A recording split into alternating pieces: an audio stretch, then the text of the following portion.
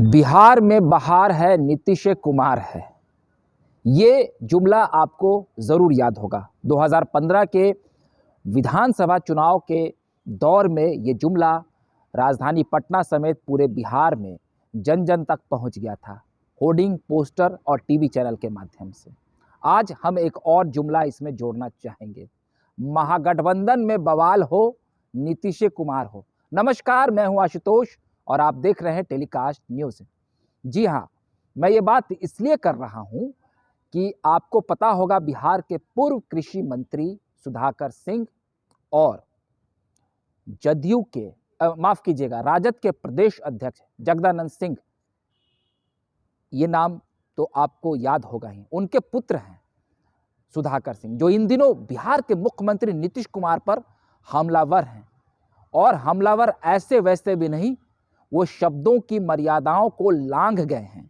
अब ऐसी कौन सी परिस्थिति है कि नीतीश कुमार संयम बरत रहे हैं और ऐसी कौन सी परिस्थिति है कि बिहार के डिप्टी सीएम तेजस्वी प्रसाद यादव भी इन बातों को सह रहे हैं। हालांकि उन्होंने मीडिया के सामने आकर कल ये बयान जरूर दिया कि वो सुधाकर सिंह पर कार्रवाई निश्चित ही करेंगे। उन्होंने ये कहा कि जैसा कि राजद के अधिवेशन में दिल्ली में भी ये बात तय हुआ था कि अब महागठबंधन पर अगर कोई भी अधिकृत बयान देना होगा या किसी भी प्रकार का कोई बात कहना होगा तो उसके लिए लालू प्रसाद यादव और तेजस्वी प्रसाद यादव भी अधिकृत होंगे।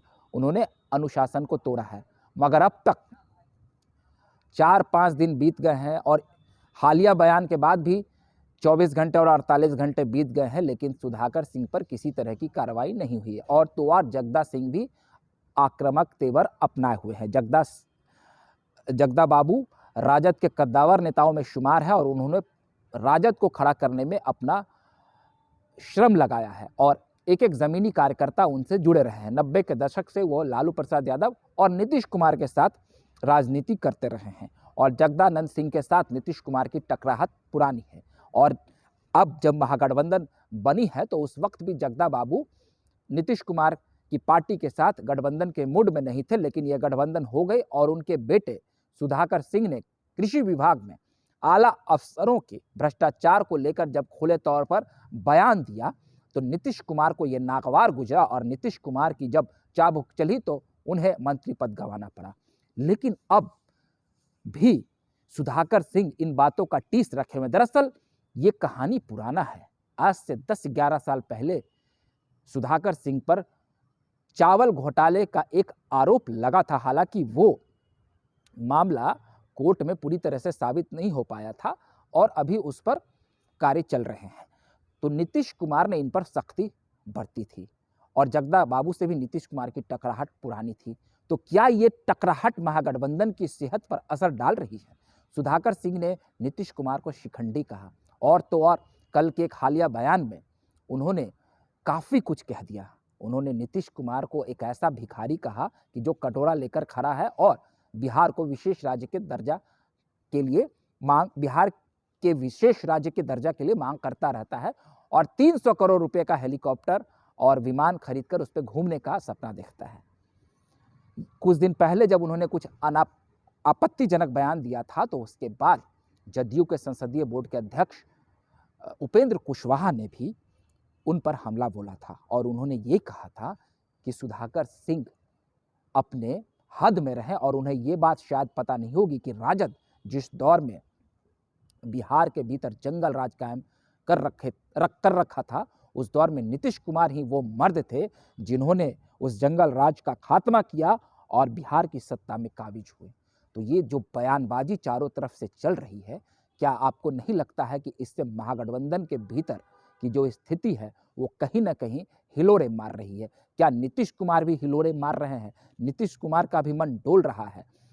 तो ये पूरा जो घटनाक्रम है इस पर तेजस्वी प्रसाद यादव भी पूरे तरीके से बैकफुट पर नजर आ रहे हैं और बिहार के मुख्यमंत्री को इस तरीके से इतने आक्रामक तेवर से खुले तौर पर तमाम मीडिया में जो चुनौती दी जा रही है और उनके बारे में अनाप शनाप कहा जा रहा है, आज से पहले किसी नेता के भीतर इतनी हैसियत नहीं हुई थी। लेकिन सुधाकर सिंह को ये ताकत कहाँ से मिल रही है?